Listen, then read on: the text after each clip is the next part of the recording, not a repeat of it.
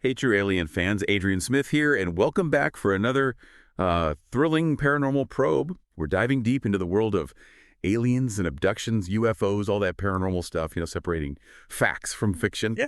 And having some fun along the way. Make sure to rate and follow the show if you're digging these true alien stories. Today, we've got the awesome Julia Jones with us, an expert in all things ancient and mysterious. Welcome to the show, Julia. Thanks for having me, Adrian. Always a pleasure to explore the unknown. So, Julia, get ready for this one. Our story today is a total blend of ancient Sanskrit texts, mysterious Vimanas, and a possible alien connection. We're going full-on Indiana Jones meets Close Encounters here. Our story kicks off with Dr. Indira Narayan, a Sanskrit scholar who is obsessed with ancient texts, like really obsessed. But her dedication catches the eye of Alex Tremblay, an ex-military cryptologist who's got a knack for cracking codes and a thing for the unexplained tour. What do you make of this duo, Julia? A scholar and a soldier teaming up to uncover ancient secrets. It's a very cool dynamic. Indira brings her deep knowledge of ancient languages and all those symbols, while Alex brings a more practical, analytical approach. Makes you wonder if this combo is what it takes to unlock something truly groundbreaking. I mean, sometimes you need both a bookworm and a code breaker for the big mysteries, right? Right, and they've got a real mystery on their hands. Indira discovers these strange glyphs in the Sanskrit texts. And guess what? They turn out to be blueprints for a Vimana. Wow. Now, for those who aren't familiar, Vimanas are these legendary flying machines described in ancient Vedic texts, like chariots of the gods capable of some crazy aerial feats. What's so fascinating about Vimanas is that their descriptions go way beyond just mythological imagery. The texts actually get into details about their construction materials and even potential power sources. Some researchers think these details point to a level of tech that just seems impossible for those times, leading to some pretty wild theories about, ancient astronauts and lost civilizations. And just when Indira and Alex think they're starting to understand these Vimana blueprints, things get really strange. A shimmering sphere of light pops up in Indira's workspace, buzzing with this energy that feels totally otherworldly. They instantly feel threatened, like something unknown is watching them. What are your thoughts on this sudden appearance, Julia? Could this sphere be connected to the Vimana blueprints? Well, the timing is definitely suspicious. It's like decoding the blueprints triggered some kind of response from something else. What I find interesting is that feeling of being watched you mentioned. It suggests that this sphere isn't just some random thing, but a deliberate act, maybe surveillance or even a warning. It definitely feels like a warning, because Indira and Alex decide to get out of there fast. They flee their apartment. But that feeling of being followed just doesn't go away. Everywhere they go, they sense this presence lurking in the shadows, like something ancient has been awakened and it is not happy. They end up in a rundown motel, hoping to lay low for a bit, but their pursuer finds them. A shadowy creature bursts into their room, elongated limbs, bone-like talons, glowing red eyes. It's like a nightmare. Alex, being ex-military, tries to fight it off, even fires a few shots, but nothing can stop it. What are your thoughts on this creature, Julia? Could this be like a guardian of the Vimanas, protecting them for those who seek their secrets? The creature's aggression towards Indira and Alex definitely suggests a connection to the Vimanas. Maybe it is a guardian, like you said, or a servant carrying out the will of something more powerful. The way it hunts them down really speaks to its purpose and linked to that ancient knowledge Indira uncovered. And sadly, this chase ends in tragedy. Alex sacrifices himself so Indira can escape. He holds off the creature as they both crashed through a motel window, a truly heroic act that shows just how real the danger is. What stands out to you about Alex's sacrifice, Julia? It's a testament to the courage and selflessness that can come out when you're facing the unknown. Indira is devastated, of course, but Alex's sacrifice pushes her to understand what they've stumbled upon. She knows she has to stop this creature, not just for herself, but for Alex's memory and for all of humanity. Driven by grief and purpose, Indira dives back into those ancient texts. She's looking for any clue about this creature and how to stop it, and she finds something pretty interesting. Hints about sonic frequencies that seem to cause the shadowy entity some discomfort. That's fascinating. Ancient texts often have so many layers of meaning, blending practical knowledge with symbolic and spiritual concepts. It's possible that those frequencies aren't just a way to defend, but hold a deeper meaning, maybe related to how the Vimanas were powered or controlled. And Indira isn't just thinking about these sonic frequencies. She's putting them to the test. She gathers what she can and starts building these makeshift resonators, like sonic weapons, using her knowledge of ancient tech and some modern ingenuity. That's remarkable. It speaks to the human mind's adaptability and how ancient wisdom can solve modern problems, even ones as strange and terrifying as this creature. It's a good thing she's resourceful because things are about to get a lot weirder. Welcome back, true alien fans. Adrian Smith here with the incredible Julia Jones. And we're diving back into the story of Dr. Indira Narayan and her fight against that ancient otherworldly force. Last time we left Indira armed with those makeshift sonic weapons, ready to face whatever came next. She was grieving Alex, but determined to fight back. It was a real cliffhanger. It was, and as we rejoin the story, we find Indira in an abandoned warehouse. Her workspace is this crazy mix of ancient texts and, improvised tech. She's really pushing herself. She knows the creature, and whatever's behind it are still out there hunting her. And they do find her, but not how you'd think. Instead of that terrifying, shadowy creature, a woman just walks into the warehouse. And get this, it's her old mentor, Dr. Meera Rao, the one who vanished years ago. Everyone thought she was dead. Julia, what's going on here? This is where things get really creepy. Meera, or at least what looks like her, tries to get Indira to stop fighting. She wants her to embrace the power of the Vimanas, claims they offer enlightenment, a chance to elevate humanity, but Indira sees through it.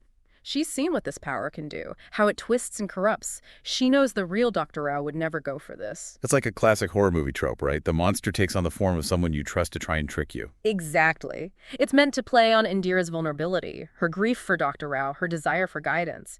But Indira's too smart. Her understanding of the ancient text helps her see through it. She knows about the allure of forbidden knowledge, but she's not falling for it. The cost is just too high. So does she use those sonic weapons? She does. As this creature pretending to be Dr. Rao lunges at her, Indira activates those resonators. The whole warehouse is filled with this deafening, disorienting sonic wave. The creature screams and its human disguise melts away. You see that monstrous form again. A reminder that this force isn't just powerful, it's a liar too. And the sonic weapon works. It does. For now, it forces the creature to retreat. But Indira knows it's a small victory, the real source of the power. The entity behind the creature and the manipulation is still out there. It'll take more than sound waves to defeat it. So she goes back to the text for more answers. Exactly. She digs deeper into that ancient knowledge, looking for a way to strike at the heart of this alien power, and she finds something, a passage about a central nexus of energy, a hidden chamber resonating with the power of the Vimanas. It's dangerous, but it might be the key to stopping this thing for good. A hidden chamber. Now that sounds interesting. Does this mean we're going to some lost temple? Or a secret underground lair? Because I'm here for that. Well, you'll have to wait for part 3 to find out. But I can tell you, the stakes just got a lot higher. Welcome back, true alien fans. Adrian Smith here with the amazing Julia Jones for the big finale of our Vimana adventure. When we left off, Indira had just discovered a hidden chamber, a nexus of power tied to the Vimanas. This sounds like the alien lair we've all been waiting for. It does seem that way. This chamber could be where the entity gets its power, the control center for all its manipulation. Remember, Indira's not just dealing with a creature anymore. It's something that can mess with your mind, take on different forms, even control tech.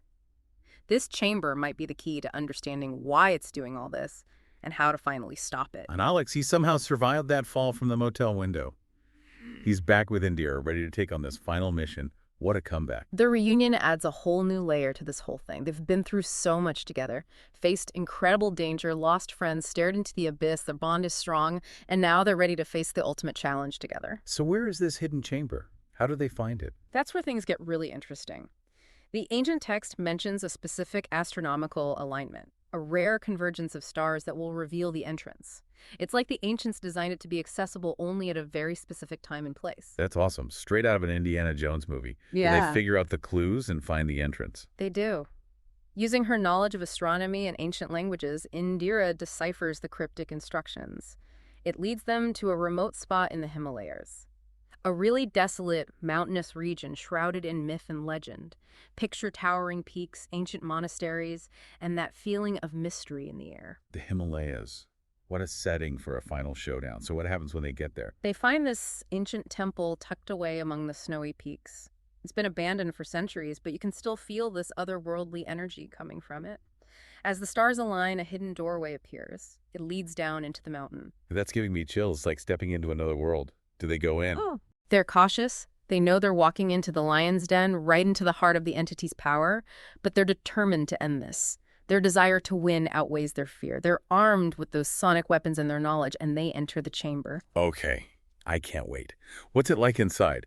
Is there a giant alien brain in a jar, rows of pods with People in suspended animation. Give me the details. The chamber is like nothing they could have imagined. It's this huge cavern pulsating with this eerie light. Strange symbols and glyphs are all over the walls. They give off energy that makes the air crackle.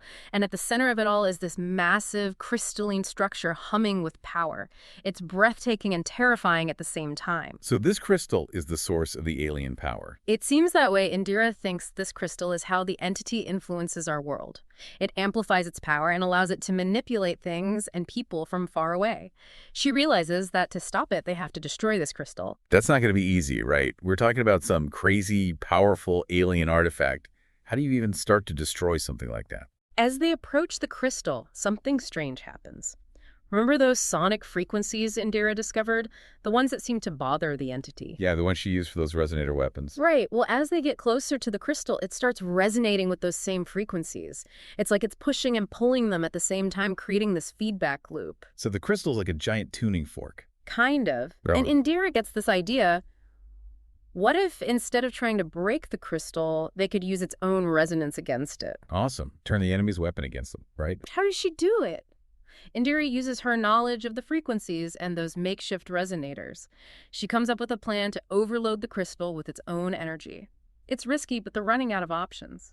They set up the resonators around the crystal and carefully calibrate them to match its frequency. This is it. The big moment. What happens? They activate the resonators and the chamber explodes with sound and light. The crystal shakes violently, its energy building higher and higher. Then, in a blinding flash, it shatters.